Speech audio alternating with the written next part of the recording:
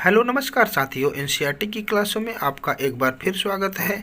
इन दिनों हम लोग लगातार इतिहास विषय का अध्ययन कर रहे हैं जो क्लास 7 की है। इसके पहले हम लोग क्लास 6 की हिस्ट्री का विषय अध्ययन कर चुके हैं। आज हम लोग सब क्लास 7 के इतिहास में चैप्टर नंबर 4 का अध्ययन करेंगे। कल तक हम लोग 3rd चैप्टर का अध्ययन कर चुके हैं और 4th चैप्टर है जिसका नाम है मुगल 16वीं से 17वीं शताब्दी। जो कल का चैप्टर था वो हम लोग दिल्ली सल्तनत के बारे में देखे थे, किस प्रकार से उसमें सारे थे गुलाम वंश, खलजी वंश, गुलाम वंश, खिलजी और तुगलक, सैयद, लोगदी, सारे वंशों के बारे में हम लोगों ने कल देखा था। आज हम लोग देखेंगे उसमें से उसके बाद दिल्ली सल्तनत के बाद जो दिल्ली सल्तनत की स्थापना खत्म होती है जब मुगल आते हैं उसके बारे में बात करेंगे। तो चलिए शुरुआत करते हैं आज की क्लास की।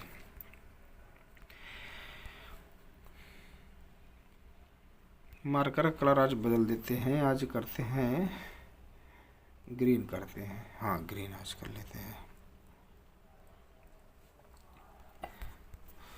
मध्यकाल में किसी भी शासक के लिए भारतीय उपमहाद्वीप जैसे बड़े क्षेत्र पर जहाँ लोग एक संस्कृतियों में इतनी अधिक विविधता हो, शासन कर पाना अत्यंत कठिन कार्य था। कहने का तात्पर्य है कि जहाँ पर भारत जैसे विशाल देश में जहाँ पर विभिन्न संस्कृति के लोग रहते थे, जिनकी अलग अलग संस्कृतियाँ थी, उन्हें कोई एक व्यक्ति की सारी संस्कृतियों को समझकर उन पर शासन कैसे कर पाता था, बहुत ही मुश्किल था।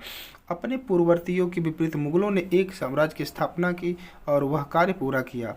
मतलब कहने का तात्पर्य है कि मुगलों ने फिर भी ऐसा किया जो अब तक केवल छोटी अवधियों के लिए ही संभव जान पड़ता है। 16वीं सदी के उत्तरार्ध से इन्होंने दिल्ली और आगरा से अपने राज्य का विस्तार शुरू किया और 17वीं शताब्दी में लगभग संपूर्ण महाद्वीप पर अधिकार कर लिया। मुगलों के बारे में भी इसमें पहले बताया गया था कि जो मुगल थे वो भी, जब मुगल वंश की स्थापना पानीपत के प्रथम युद्ध 1526 होती है, उसके पहले भी बहुत सारे आक्रमण किए लेकिन ये सफल नहीं हो पाए थे। लेकिन लास्ट में पानीपत के जो युद्ध था उसमें सफल होते हैं, इब्राहिम लोदी को पराजित करके। आगे मिलेगा। उन्होंने प्रशासन के ढांचे तथा शासन संबंधी जो विचार लागू किए वे उनके राज्य के पतन के उन्होंने जो विचार संबंधी लागू किए उनके जो राज्य के पतन के बाद भी टिके रहे। यह एक ऐसी राजनीतिक धरोहर थी जिसके प्रभाव से उपमहाद्वीप में उनके पश्चात आने वाला शासक अपने को अछूता न रख सके। आज भारत के प्रधानमंत्री स्वतंत्रता दिवस पर मुगल शासकों के निवास स्थान दिल्ली के लाल किले की प्राचीर से राष्ट्र को संबोधित करते थे। मतलब मुगलों ने जो एक प्रकार से जो यहाँ पे शासन स्थापित की वह उसके बारे में यहाँ पे बताया गया है। अब ये दिल्ली के एक सीन दिखाया है, लाल किले का सीन, लाल किले की प्राचीर किस प्रकार से है। अब यहाँ पे ये दिखाया जा रहा है कि मुगल कौन थे। तो मुगल कौन थे, मुगल को ध्यान देना है कि मुगल 2 वंशों से मिलकर बने हुए थे। मतलब उनकी माता किसी और वंश की थी और पिता किसी और वंश के थे। कहने का तात्पर्य है कुछ समय ये तो था नहीं कि भाई हमें शादी विवाह करना है तो एक अपने आस पड़ोस बिरादरी में देखना है। मुगलों का जो था वो कहीं ना कहीं मुगल एक जगह से दूसरी जगह चलते रहते थे और राजनीतिक परिप्रेक्ष्य से शादी भी करते थे। तो इस प्रकार से उन्हें धर्म, जाति, वंश, लिंग, परंपरा से कोई मतलब नहीं रहता था। मुगल 2 वंश थे, 2 वंशजों से मिलके थे। मतलब मुगल जो है 2 वंश थे और दोनों महान वंश थे। माता की ओर से वे मंगेल शासक चंगेज खां, मतलब जो जंगेजों का जो हमेशा से आक्रमण होता रहा है दिल्ली पर, उन्हीं की ओर से, मंगोलों की ओर से चंगेज खां चीन और मध्य एशिया के कुछ भागों पर राज करता था के उत्तराधिकारी थे। अब पिता की ओर से इराक, ईरान एवं वर्तमान तुर्की के साथ तैमूर। मतलब ऐसे समझिए कि मुगलों के जो पिता थे उनकी माता थी चंगेज खां की ओर से थी, मंगोल थी, और पिता जो थी तैमूर के वंश की थी। दोनों से मिलकर की जो है मुगलों की उत्पत्ति हुई है, जिसकी मृत्यु 1504 में हो गई थी। के वंश थे, परंतु मुगल अपने को मुगल या मंगोल कहलवाना पसंद नहीं करते थे। ऐसा इसलिए क्योंकि चंगेज खां से जुड़ी स्मृतियाँ सैकड़ों व्यक्तियों के नरसंहार से संबंधित थी। सही बात है कि जो मंगोलों का आक्रमण कितना ज़्यादा हुआ करता था, हाँ, लोगों को ऐसे किस प्रकार से लोगों की हत्याएं होती थी, तो इन्हें थोड़ा सा अच्छा नहीं लगता था, तो ये स्वीकार नहीं करते थे। यही स्मृतियाँ मुगलों के प्रतियोगियों उज्बेकों से भी संबंधित थी। दूसरी तरफ मुगल तैमूर के वंशज होने पर गर्व का अनुभव करते थे। ज़्यादा इसलिए क्योंकि उनके इस महान पूर्वजों ने 1398 में दिल्ली पर कब्जा कर लिया था। मतलब अगर किसी को मार पीट करके करना एक अलग बात है, लेकिन अगर उसे एकदम सीना ठोक के बोलना कि नहीं ये मैं इसे लेकर रहूँगा, एक अलग होता है, एक अलग जज्बा होता है। उन्होंने अपनी वंशावली का प्रदर्शन चित्र बनवा कर किया। प्रत्येक मुगल शासक ने तैमूर के साथ अपना चित्र बनवाया था। देखिए एक चीज़ और बताना चाहूँगा मैं कि जो पुरानी एनसीईआरटी है उसमें और इसमें यही चीज़ें बदलाव कर दिया है। हालांकि नई एनसीईआरटी में ज़्यादा से ज़्यादा चीज़ें ख़त्म कर दिया है। अब इसमें जो अभी एक पैराग्राफ बताया, पुरानी एनसीईआरटी अगर आप देखे होंगे, पढ़े होंगे, तो इसमें दिखाया गया है कि किस प्रकार से जो मुगल शासक थे, जो उनके वंशज हैं, ये बता रहा है ना कि तैमूर के साथ अपना चित्र बनवाना। मतलब ये चीज़ें तैमूरों के साथ अपनी वंश परंपरा के साथ बैठ के उनका फ़ोटो भी बनवाते थे। कैमरा तो था नहीं, क्लिक कर लेंगे, तो चित्रकारी भी करवाते थे, जिसका इसमें फ़ोटो नहीं दिया है। आगे चलते हैं, मुगलों का सैन्य अभियान। तो मुगल का सैन्य अभियान क्या था, इसमें देखेंगे। प्रथम मुगल वंश का जो संस्थापक था बाबर को माना जाता है, जो 1526 से 1530 तक उसका शासन रहा था, जो 1494 में फरगना राज्य का उत्तराधिकारी प्राप्त हुआ। यानी कि बाबर के कहाँ का उत्तराधिकारी इसके पहले था, फरगना का था। अब फरगना के शासक कौन थे, उमर शेख मिर्जा थे। तो उसकी उम्र केवल 12 वर्ष थी। मंगोलों की दूसरी शाखा उज़्बेकों के आक्रमण के कारण उसे अपनी पैतृक गद्दी छोड़नी पड़ी थी। मतलब उसकी भी गद्दी छोड़ गई थी, और उसका राज्य छोड़ने का कारण क्या था कि उसके ऊपर आक्रमण हुआ था। और किसकी आक्रमण, मंगोलों की एक दूसरी शाखा थी जिसे उज़्बेकों के नाम से जाना जाता था। अनेक वर्षों तक भटकने के बाद उसने 1504 में काबुल पर कब्जा पाया किसी तरह, और उसने जो है 1526 में दिल्ली, देखिए 1526 में जब दिल्ली में वो पानीपत का युद्ध करता है, इब्राहिम लोदी के साथ विजय प्राप्त करता है। इसके पहले भी कई युद्ध किए थे, लेकिन इसमें सफलता मिली, मैं शुरू में भी बता दिया हूँ। इब्राहिम लोदी को पानीपत में हराया और दिल्ली और आगरे को अपने राज्य कब्जे में ले लिया। मतलब यहाँ से देखा जाए एक तरह से तो जो भारतीय शासक थे यहीं से ख़त्म हो जाते हैं, और मुग़लों की स्थापना होती है पानीपत के युद्ध से। ये यहाँ पे एक चीज़ और आगे देना चाहिए कि मुग़लों ने सबसे पहले तोप खाने का प्रयोग यहीं पे किया था, ये भी ध्यान रखना है। 16वीं शताब्दी के युद्ध में तोप और गोलीबारी का हाँ, ये क्वेश्चन बहुत बार बनता है अक्सर प्रतियोगी परीक्षाओं में कि 16वीं शताब्दी के युद्धों में तोप और गोलाबारी का पहली बार, ध्यान देना, पहली बार इस्तेमाल हुआ। बाबर ने इनका पानीपत की लड़ाई में प्रभावी ढंग से किया। मतलब एक तरह से सीधे समझिए कि जो ये तोपों का प्रयोग है, ये बाबर ने पहली बार या भारत में पहली बार हुआ। वो भी कब हुआ, 1526 के पानीपत के प्रथम युद्ध में। पानीपत का 3 युद्ध हुआ था, 1526, 1556 और 1761, अहमद शाह अब्दाली वाला, और इधर अकबर हेमू वाला सेकंड वाला। ये इस समय का कुछ मैप दिया है, काबुल, श्रीनगर, कश्मीर, लाहौर।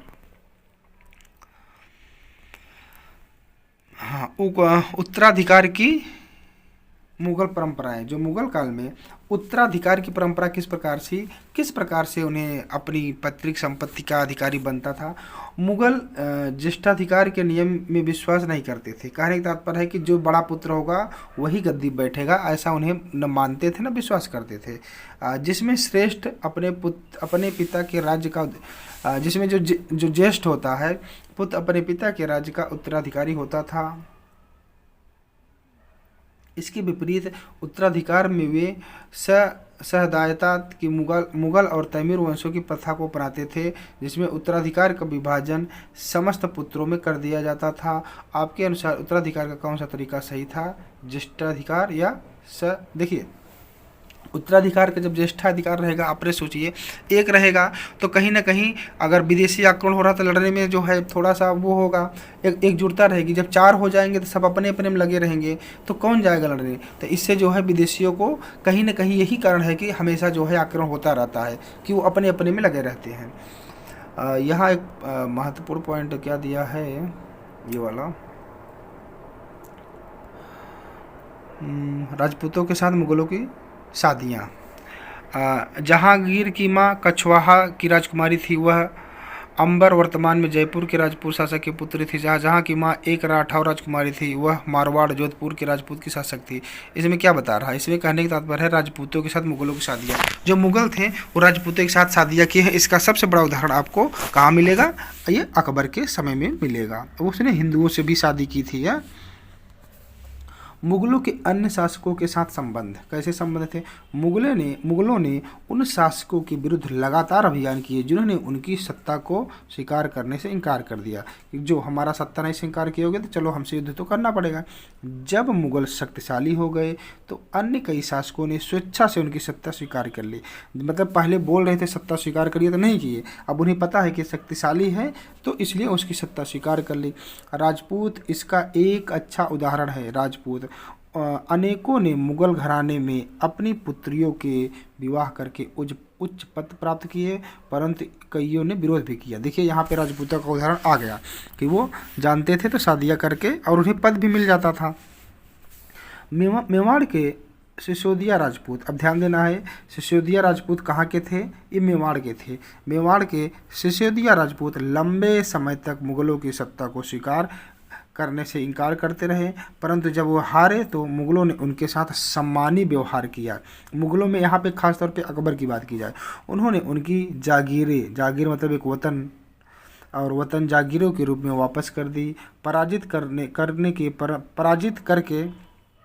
करने के बाद भी अपमानित न करने के बीच सावधानी से बनाए गए संतुलन की वजह से मुगल भारत में अनेक शासकों और सरदारों पर अपना प्रभाव बढ़ाए, परंतु इस संतुलन को हमेशा बनाकर रखना कठिन था। कहने का तात्पर्य है कि किसी को उन्होंने हराया, पहले जब भारतीय शासकों को हराया, अब फिर उन्हें हरा करके प्यार से उन्हें छोड़ देना, उनके साथ कोई अपमानजनक व्यवहार न करना, तो कहीं न कहीं यहाँ पे उन्हें अस्थायी बनाने का कारण रहा।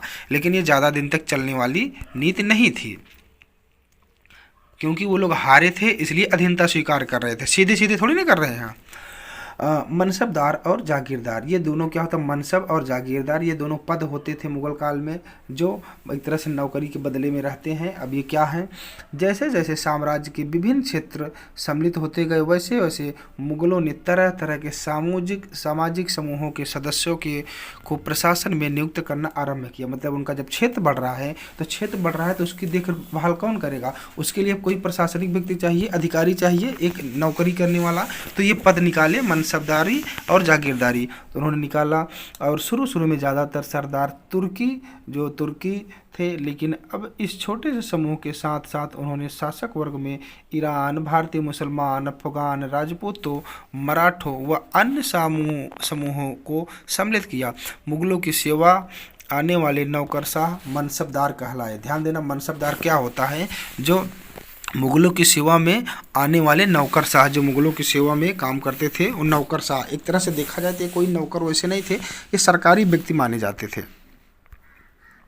मनसबदार कहलाए। अब मनसबदार, अब इसको आगे देखेंगे डिटेल में।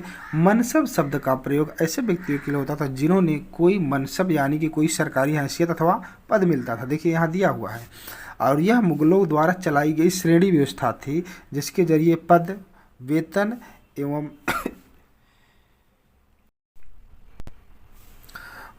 एवं सैन्य उत्तरदायित्व निर्धारित किए जाते थे। मतलब पद और वेतन का निर्धारण जाति की संख्या पर निर्भर था। यहाँ तक पहले समझिएगा कि जो ये मनसबदार था, यह कहीं ना कहीं सरकार के द्वारा सरकारी पद होते थे। और वो क्या होता था कि इसके बदले में उन्हें एक निर्धारित वेतन भी मिलता था। वेतन नहीं, उन्हीं से निकालना पड़ता था। और उन्हें कितना वेतन या कितना मिलेगा ये उनकी जात पर निर्भर करता था। जात मतलब यहाँ वर्ग जाति वाला ब्राह्मण, क्षत्रिय, वैश्य, शूद्र का मतलब नहीं है। जात की संख्या जितनी अधिक होती थी, दरबार में अभिजात की प्रतिष्ठा उतनी ही बढ़ जाती थी और उनका वेतन भी उतना ही अधिक होता था। मतलब उनके पास जितने ही जात रहेंगे, मतलब जात जितने रहेंगे, उतने ही उनकी मान, पद, प्रतिष्ठा, सम्मान बढ़ा रहता था, अधिक होता था। जो सैन्य उत्तरदायित्व मनसबदारों को सौंपे जाते थे, उन्हीं के अनुसार उन्हें घुड़सवार भी रखने पड़ते थे। मतलब उनको जितनी जिम्मेदारी दी गई है उतना घुड़सवार रखते थे। मनसबदार अपने सवारों को निरीक्षण के लिए लाते थे। वे अपने सैनिकों के घोड़ों को दगवाते थे एवं सैनिकों का पंजीकरण करवाते थे। इन कार्यवाहियों के बाद ही उन्हें सैनिक को वेतन देने के लिए धन मिलता था। अच्छा, इसमें ऐसा क्यों किया जाता? देखिए, घोड़ों को दाग लगाने की प्रथा भी यहाँ चालू थी। और दाग क्यों लगाया जाता था? क्योंकि क्या पता है, आप एक ही घोड़े को कई जगह दिखा के उनका पद प्राप्त करता था। तो जब घोड़ों की अगर उनमें कोई निशान चिन्ह एक तरह से मुहर लगी रहेगी, तो एक ही घोड़ों को कई जगह दिखा करके उनसे जो है एक तरह से मनमानी कार्य को रोकना था। इसलिए घोड़ों को भी दागने की प्रथा यहाँ हो गई थी। हाँ, मनसबदार अपना वेतन राजस्व एकत्रित करने वाली भूमि के रूप में पाते थे, जिन्हें जागीर कहते थे। अब यहाँ जागीर कहते थे, और जो तकरीबन इक्ताओं के समान थी, परंतु मनसबदार मुक्तियों से भिन्न अपने जागीरों पर नहीं रहते थे। अब यहाँ तक ये समझना है कि जो यहाँ पे स्टार्ट में देखे थे हम लोग, जो जागीर थी, जागीर और मनसबदार क्या था? तो जागीर ये हो गई। अब जागीर जो उन्हें पद मिल जाता था, अब अपने पद के पर रहते हुए वो जो उन्हें एक तरह से इक्ताओं के रूप में एक वेतन जो मिलता था, तो जो भूमि का टुकड़ा दिया जाता था, दिया है ना, भूमि के रूप में पाते थे, उन्हें जागीर कहते थे। तो जागीर जो भूमि मिलती थी, जैसे उधर हम लोगों ने देखा था ना, इक्ता होता था। इक्ता के बारे में बताया था दिल्ली सल्तनत वाले में कि इक्ता मतलब उन्हें सीधे पैसा न दे करके कहीं ना कहीं एक ज़मीन का टुकड़ा दे करके उन्हें से अपना पैसा निकालना और अपने सैनिक का। वही यहाँ पे इक्ता के बाद यहाँ पे जागीर आ गई, जागीर के रूप में हो गई कि उन्हें जागीर मिलती थी। और न ही आगे देखते हैं, मनसबदार मुक्तियों से भिन्न अपने जागीरों पर नहीं रहते थे, न ही उन पर प्रशासन करते थे। उनके पास अपनी जागीरों से केवल राजस्व एकत्रित करने का अधिकार था। यह राजस्व उनके नौकर उनके लिए एकत्रित करते थे, जबकि वे स्वयं देश की किसी अन्य भाग में सेवारत रहते थे। अच्छा, इसका भी कुछ कारण ही रही होगा कि खुद नहीं वसूल करेंगे, उनके नौकर जो रहेंगे वो वसूल करेंगे।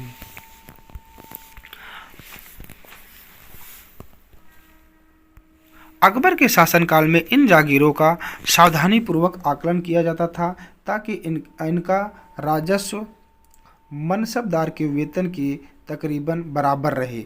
औरंगजेब के शासनकाल तक पहुँचते पहुँचते स्थिति बदल गई। अब प्राप्त राजस्व मनसबदार के वेतन से बहुत कम था। मतलब जब इधर जो देखा जाए, तो जो औरंगजेब के पहले था वो मनसबदार और राजस्व बराबर था, लेकिन इधर अब धीरे धीरे घट रहा है। अब देखिए, अभी घटेगा तो इसका परिणाम क्या होगा? मनसबदार के वेतन से बहुत, अब उनका वेतन कम होगा तो क्या दिक्कत आएगी? देखिए, मनसबदारों की संख्या में भी अधिक वृद्धि हुई। अब देखिए, यहाँ मनसबदार जो था वो बढ़ता जा रहा है, जिसके कारण उन्हें जागीर मिलने से पहले एक लंबा इंतजार करना पड़ता था। मतलब जागीरें, ज़मीन नहीं मिल रही हैं और मनसबदार जो अधिकारी है वो बढ़ते चले जा रहे हैं, तो क्या होगा?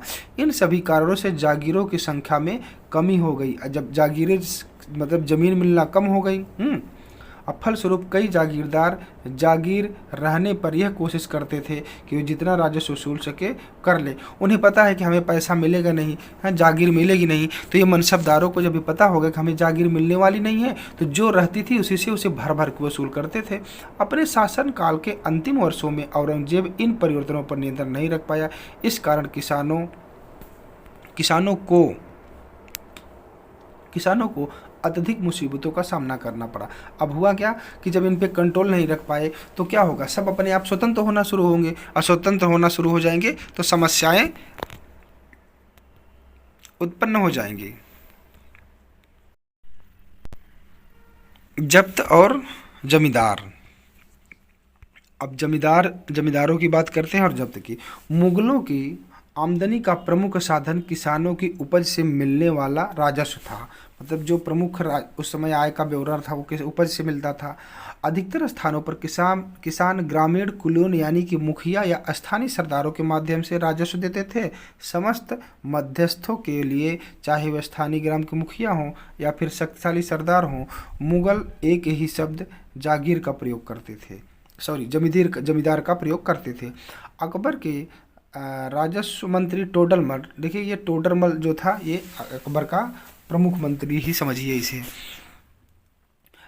10 साल 1570 से 1580 की कालावधि के लिए कृषि की पैदावार, कीमतों और कृषि की भूमिका सावधानीपूर्वक सर्वेक्षण किया। मतलब ये बहुत ही सावधानीपूर्वक उसका सर्वेक्षण किया और इन आंकड़ों के आधार पर प्रत्येक फसल पर नकद के रूप में कर निश्चित कर दिया। प्रत्येक सूबे जिसे प्रांत के नाम से भी जाना जाता है, इन प्रांतों को राजस्व मंडलों में बांटा गया और प्रत्येक की हर फसल के लिए राजस्व दर की अलग सूची बनाई। राजस्व प्राप्त करने की इस व्यवस्था को जब्त कहा गया। अब ये समझ में आ गया कि जब्त क्या था।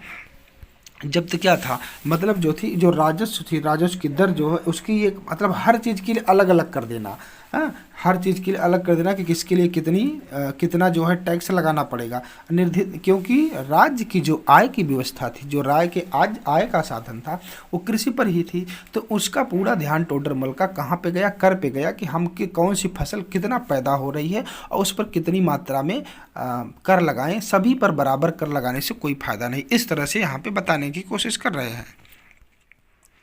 कहा जाता था इस व्यवस्था को जब्त कहा जाता था।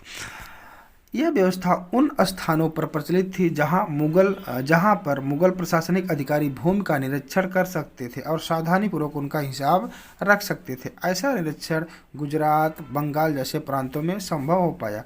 कुछ क्षेत्रों में जमींदार इतने शक्तिशाली थे कि मुगल प्रशासकों द्वारा शोषण किए जाने की स्थिति में वे विद्रोह कर सकते थे। कभी कभी एक ही जाति के जमींदार और किसान मुगल सत्ता के खिलाफ मिलकर विद्रोह कर देते थे। 17वीं शताब्दी के आखिर में ऐसे किसान विद्रोहों ने मुगल साम्राज्य को स्थायित्व को चुनौती दिया। मतलब ये जो जमींदार होते थे ये भी अपना जब शक्ति बढ़ती थी इनकी, तो ये क्या करते थे, ये अपना जो है अधिकार दिखाने लगते थे और जिसकी वजह से मुगल साम्राज्य को चुनौती का सामना करना पड़ता था। अब इस चित्र में क्या देखिए, इस चित्र को देखने से ही क्या लग रहा है, इसको देखने से क्या लग रहा है, पहली बात ही लग रहा है कि ये देखिए यहाँ पे कर वसूली हो रही है। हाँ, जिनके पास किसान के पास है वो कर दे रहा है। और इसको क्या देख के लग रहा है कि जब कर और नहीं है तो किस प्रकार से मार पड़ रही है इसके ऊपर, आगे देखते हैं, अभी शायद यहाँ बताया गया है। शाहजहाँ के राजकाल के एक लघु चित्र ब्यौरा। यहाँ जहांगीर के समय में भ्रष्टाचार को दिखाया गया है। भ्रष्ट अफसर रिश्वत लेते हुए एक कर अधिकारी गरीब किसानों को सजा देते हैं। हाँ, ये देखिए सही दिखाया है कि ये देखिए कहीं ना कहीं ये अफसर होते हैं जो भ्रष्टता को दिखा रहा है या किसानों से जबरी शोषण का दिखा रहा है। अकबरनामा और आईने अकबरी, यहाँ से एक महत्वपूर्ण क्वेश्चन बनते हैं 2-3। जैसे पूछा जाता है कि अकबरनामा आईने अकबरी की रचना किसने की थी, अबुल फजल ने की थी। यहाँ पे ध्यान रखने की बात यह है कि जो अकबरनामा है यही मान लीजिए पूरा ग्रंथ है। ये अकबरनामा की रचना अबुल फजल ने की थी। अकबरनामा जो है वो 3 भागों में मुख्य रूप से बटा था। 3 भाग का जो तीसरा भाग है वह आईने अकबरी है। यहाँ लिखा है ना अकबरनामा और आईने अकबरी, तो जो तीसरा भाग है वह आईने अकबरी है। और इसके पहले जो 2 भाग हैं उसके बारे में देख लेते हैं कि देखिए अकबर ने अपने करीबी मित्र और दरबारी अबुल फजल को आदेश दिया। मतलब अकबर का एक तरह से मित्र ही था ये अबुल फजल। वह क्या कहा, नवरत्नों में से वह कहा कि उसके शासन के यहाँ से देखिए अबुल फजल आदेश दिया कि वह उसके शासन का इतिहास लिखे कि हे अबुल फजल जी, आप मेरे शासनकाल का सारा इतिहास आप लिखिए। अबुल फजल ने यह इतिहास 3 जिल्दों में लिखा और शीर्षक किया और जिससे का नाम है अकबरनामा। तो ध्यान देना अकबरनामा तीनों भाग का नाम है अकबरनामा और आईने अकबरी उसका एक भाग है। अब पहले जिल्द में अकबर के जो पूर्वजों का बयान है और दूसरी वाली में क्या है, अकबर का शासनकाल है। और जबकि जो तीसरा जिल्द आईने अकबरी है यह महत्वपूर्ण है। इसमें अकबर के प्रशासन, घराने, सेना, राजस्व, साम्राज्य के भूगोल का ब्यौरा मिलता है। इनमें समकालीन भारत के लोगों की परंपरा, संस्कृतियों का भी विस्तृत वर्णन है। आईने अकबरी का सबसे रोचक आयाम है विविध प्रकार की चीज़ें, फसल पैदावार, कीमती मजदूरी और राजस्व का सांख्यिकी विवरण ये है। अब यहाँ पे एक देख लेते हैं जहांगीर के दरबार पर नूरजहां का प्रभाव। जहांगीर का दरबार देखिए, जहांगीर का जब शासनकाल रहा है, जहांगीर के शासनकाल में नूरजहां उसकी पत्नी का बहुत ही ज़्यादा प्रभाव रहा है। मतलब नूरजहां ही जो करते थे वो करती थी, जहांगीर का नाम ही रहता था। इसीलिए लिखा है कि नूरजहां का क्या प्रभाव था, जिसे मेहरुन्निसा के नाम से 1611 में जहांगीर से विवाह किया और उसे नूरजहां का खिताब मिला। नूरजहां हमेशा जहांगीर के प्रति अत्यधिक वफादार रही और उसको समय समय पर सहयोग देती रही। नूरजहाँ के सम्मान में जहांगीर ने चांदी के सिक्के जारी किए, जिनमें एक ओर स्वयं के खिताब उत्कीर्ण थे और दूसरी ओर यह वाक्य रानी बेगम नूरजहाँ के नाम से गढ़ा हुआ है। ये अच्छा उसी के नाम से दिया गया हुआ, ये तो मुझे भी नहीं समझ में आ रहा है। बाईं ओर दिया गया दस्तावेज नूरजहाँ द्वारा जारी किया गया आदेश फरमान है। ये मतलब ये नूरजहाँ के द्वारा जो फरमान है वही दिया गया है। और चौकोर मोहर बताती है, अच्छा ये मोहर है, चौकोर मोहर बताती है कि उदात्त और महान महारानी नूरजहाँ पादशाह बेगम का आदेश, पादशाह शब्द का बेगम का आदेश गोल मोहर के अनुसार जहांगीर के प्रताप से महारानी चंद्रमा जैसी वैभवशाली बन गई। हम कामना करते हैं कि नूरजहाँ पादशाह इस युग की सर्वोत्तम महिला बने। अच्छा उसके प्रशासन के बारे में इसमें बताया गया है। अब एक है सुलह-ए-कुल। सुलह-ए-कुल के क्या होता है इसको भी देख लेते हैं। अकबर की जो नीति थी है उनके पुत्र जहांगीर ने इस प्रकार वर्णन किया है। जो अकबर की यह नीति थी सुलह-ए-कुल, और जहांगीर ने इसको बताया है कि ईश्वरी अनुकंपा के विस्तृत आंचल में सभी वर्णों और सभी धर्मों के अनुयायियों की एक जगह है। इसलिए उसके विशाल साम्राज्य में, जिसकी चारों ओर सीमाएं केवल समुद्र से ही निर्धारित होती हैं, विरोधी धर्मों के अनुयायियों और तरह तरह के अच्छे बुरे विचारों के लिए जगह थी। यह असहिष्णुता का मार्ग बंद था। यहाँ सुन्नी और शिया एक ही मस्जिद में इकट्ठे होते हैं और ईसाई और यहूदी एक ही गिरजे में प्रार्थना करते थे। उसने सुसंगत तरीके से सार्वत्रिक शांति सुलह के सिद्धांत का पालन किया। मतलब यह उसके धर्म संबंधी जो चीज़ें बताई हैं, किस प्रकार से उसने एकता स्थापित किया है उसके बारे में वर्णन है। 17वीं शताब्दी में और उसके पश्चात मुगल साम्राज्य। आइए इसको देखते हैं। मुगल साम्राज्य की प्रशासनिक और सैनिक कुशलता के फलस्वरूप आर्थिक और वाणिज्यिक समृद्धि में वृद्धि हुई। विदेशी यात्रियों ने इसे वैसा धनी देश बताया जैसा कि किस्से कहानियों में वर्णित होता रहा, परंतु यही यात्री इसी प्रचुरता के साथ मिलने वाली दरिद्रता को देखकर विस्मित रह गए। सामाजिक असमानताएं साफ दिखाई पड़ती हैं। शाहजहां के शासनकाल के 20वें वर्ष के दस्तावेज़ से हमें पता चलता है कि ऐसे मनसबदार जिनको उच्च पद तो प्राप्त था, कुल 800 में से 445 ही थे, जिनको मनसबदारों की एक छोटी संख्या 5.6% को ही साम्राज्य के रूप में अनुमानित राजस्व का 61.5% और स्वयं उनके व उनके सवारों के वेतन के रूप में दिया जाता था। हाँ, मतलब इस तरह से वेतन कितना कम कर दिया गया।